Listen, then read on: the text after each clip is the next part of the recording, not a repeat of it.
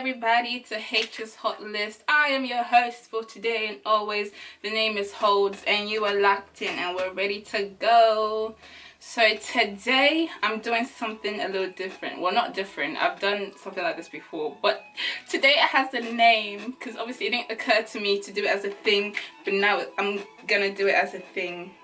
Talking Bears. It's basically a different segment to music reviews. It's called H's Music Rants. Yes, because I got a lot of complaints, yeah?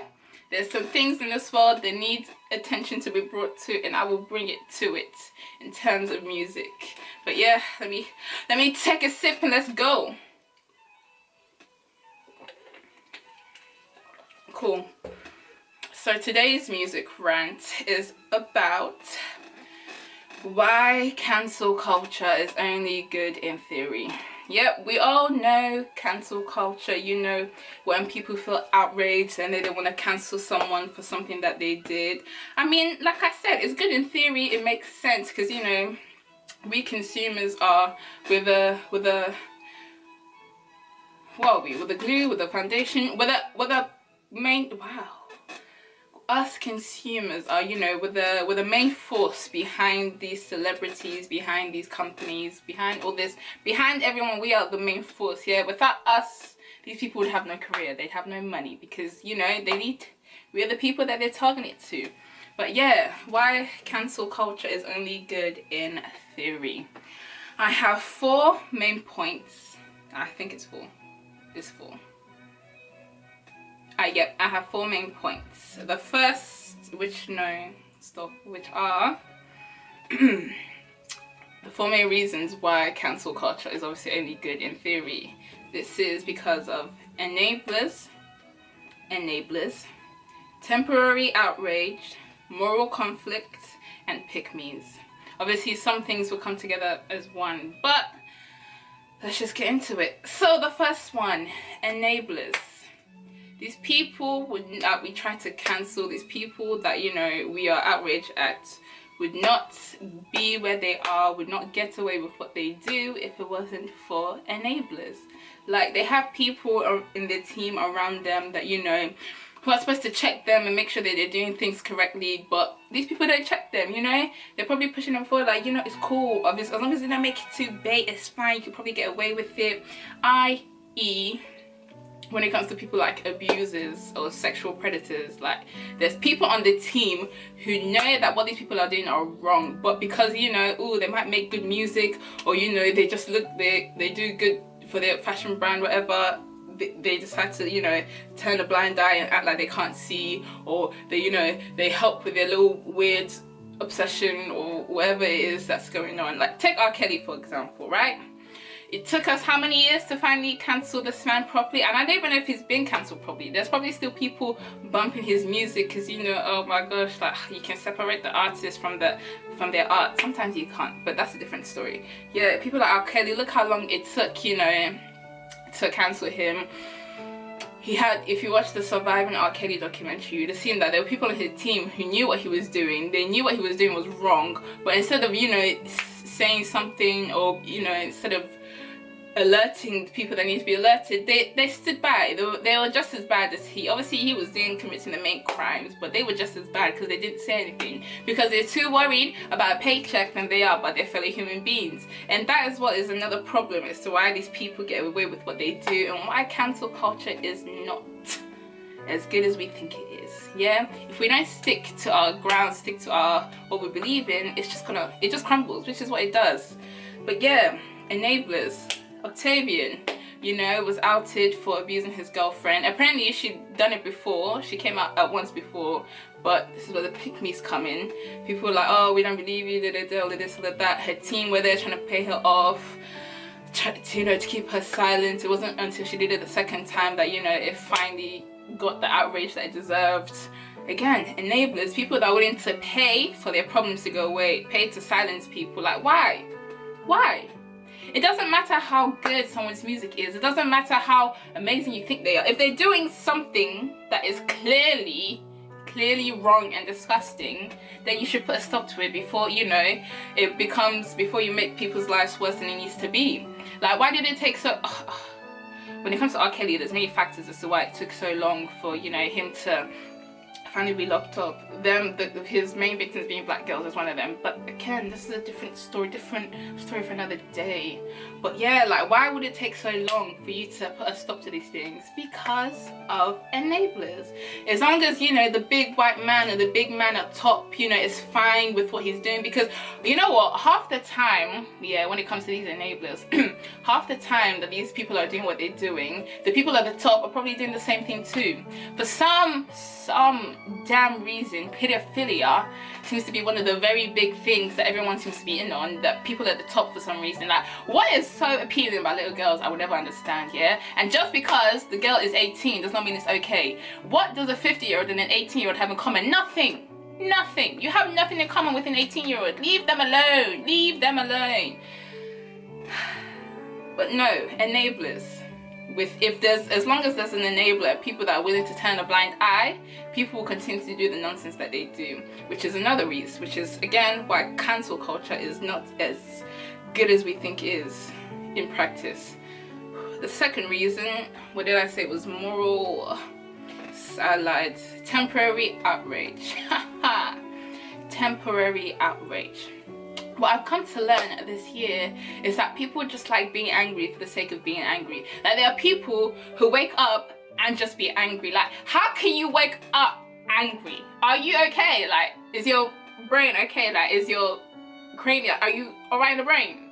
Like, how can you wake up angry? How can you always want to be angry at everything? Like, are you feeling okay? Some things don't deserve as much rage as you think they do. Yeah, like, it's alright. Calm down, it's actually not that deep, like, chill out. But no, temporary outrage, like, people are only angry for the moment. People are only angry as long while their attention is still being brought to it. Like, ooh, let me think of an example. Ooh, temporary, like, in term, actually there's better examples, but it's not coming to me right now.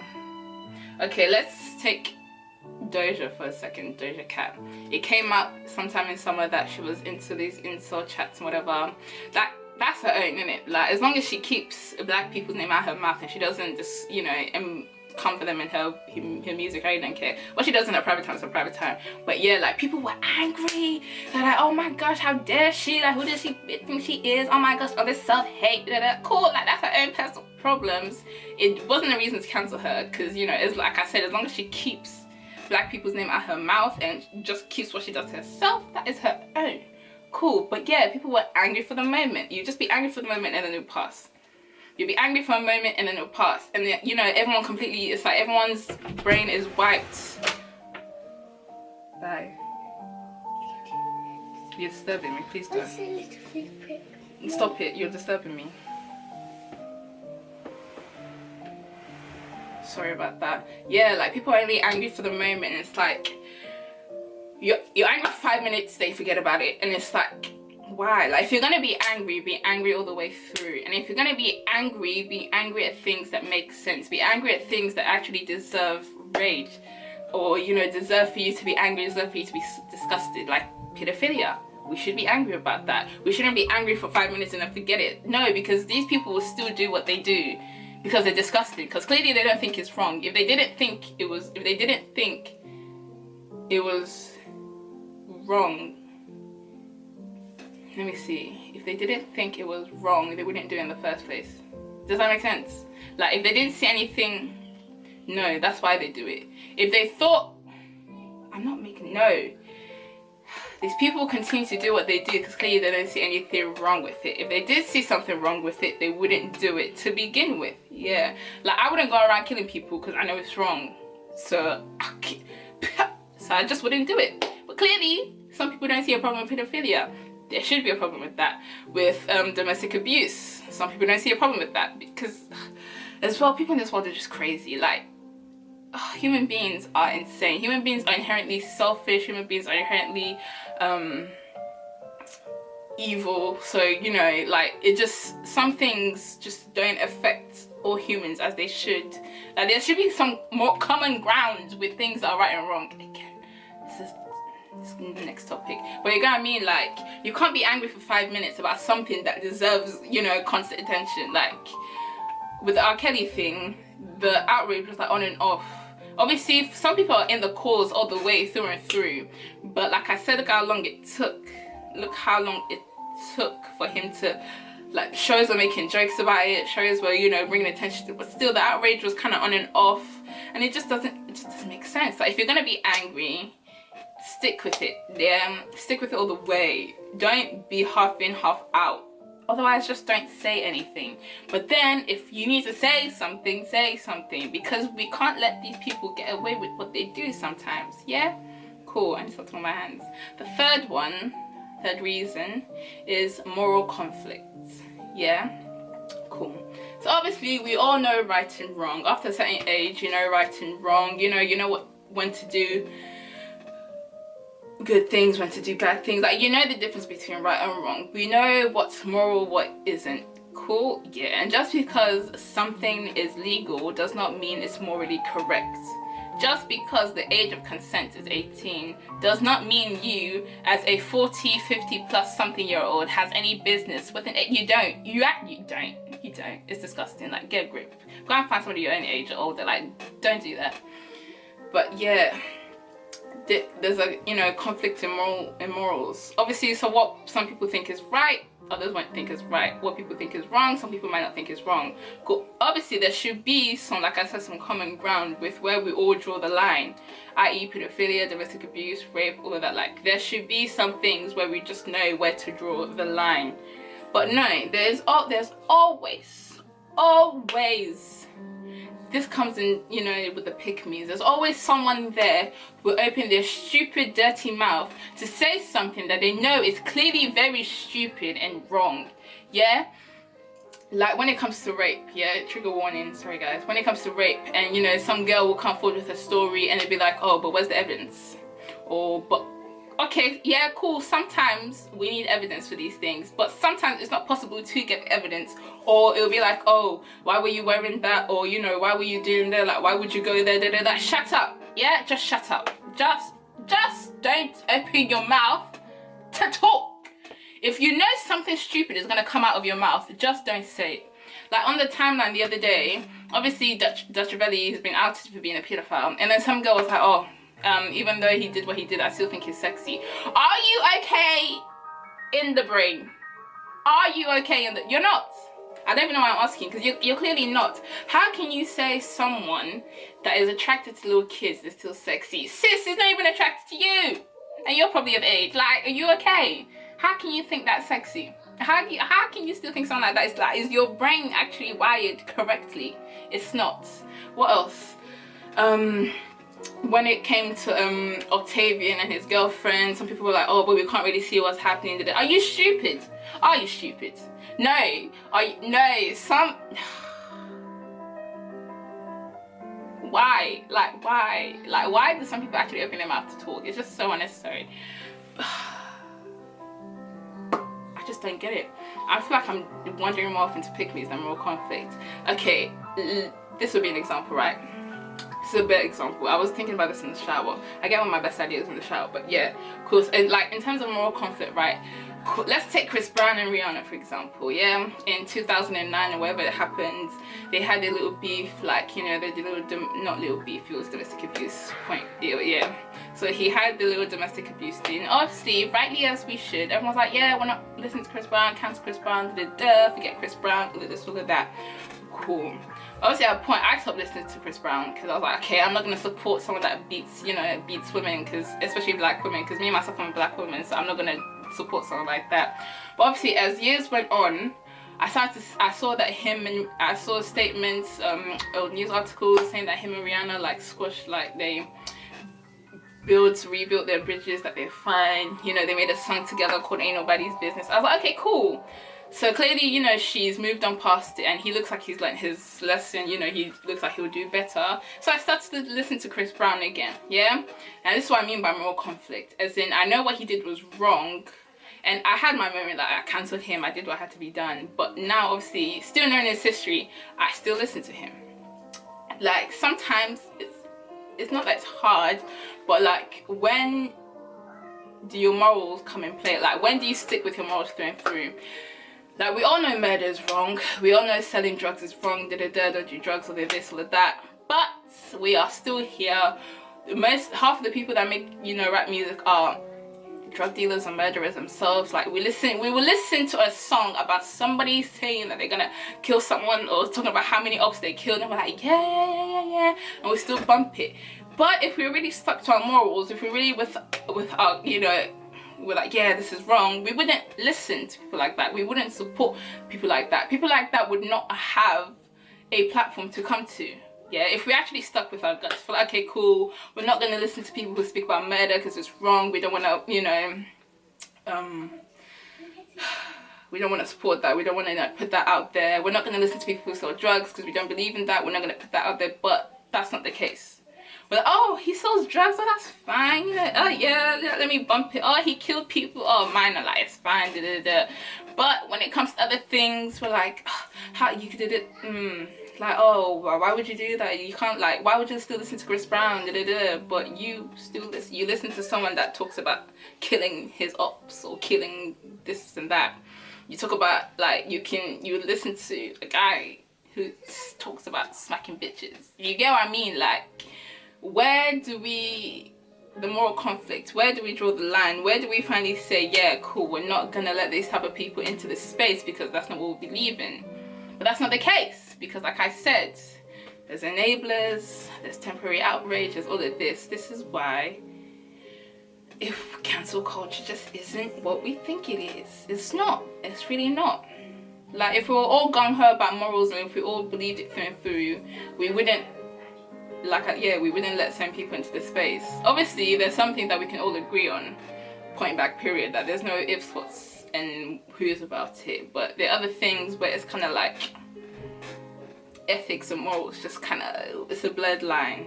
Yeah, even though there shouldn't be, but there is, because niggas talking about chefing ups, you know, stabbing people down, running people down, but the song is slapping. I put my hands up, I'm definitely one of those people. Like, drill isn't all, I only like a little bit of drill in it because I'm not about, they're just angry all the time, I don't need that. But like, when it's good, it's good. And like I said, one of my favorite drill songs is talking about running man down and chefing man, and he left this man for like dead. You get what I'm saying? Like, I think murder is wrong, so really and truly I shouldn't be listening to that. But here I am, listening to drill and loving it. Oh my gosh, terrible, terrible people. Anyways, the last point is pick-me's. Behind every situation, behind whatever, there is always a pick-me. We need to, and I'm not even talking in terms of like, we all know what pick-me is, yeah? People who think that they're, you know, better than the same people or better than the same gender because, you know, they don't believe in that. So how men will be like, oh yeah, I love a woman that can cook and clean, and then there'll be someone like, yes, pick me, oh my gosh, I don't go out, I cook and I clean like all the time, I wake up at 6 AM to clean, and people like that. Yeah, cool.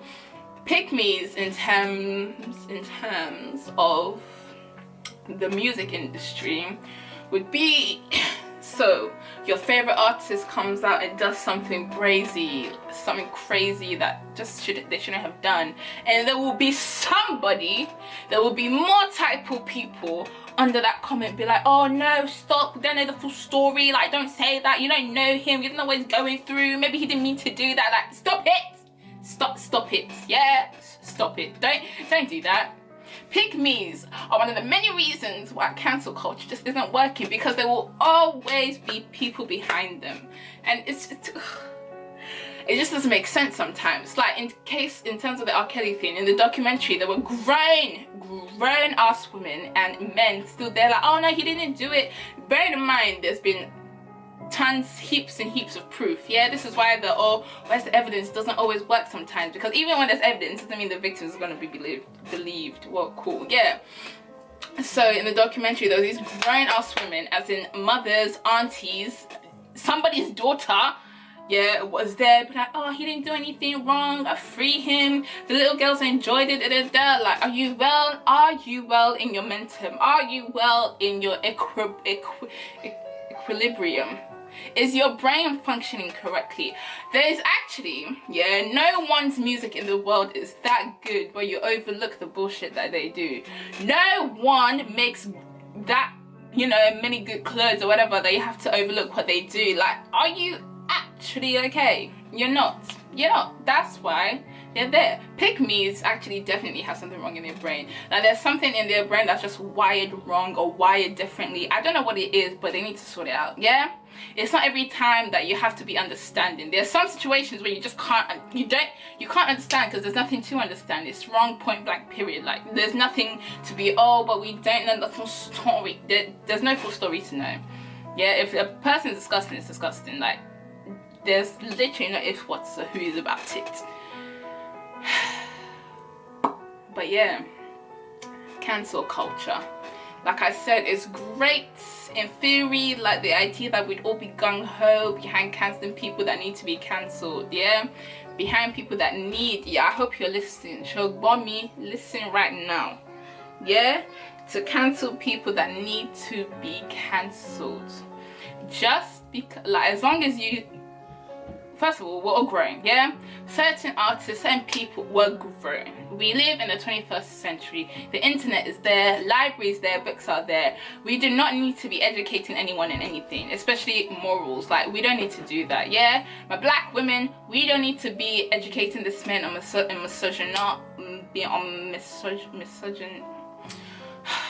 being misogynistic, being sexist, all of this. We don't need to educate.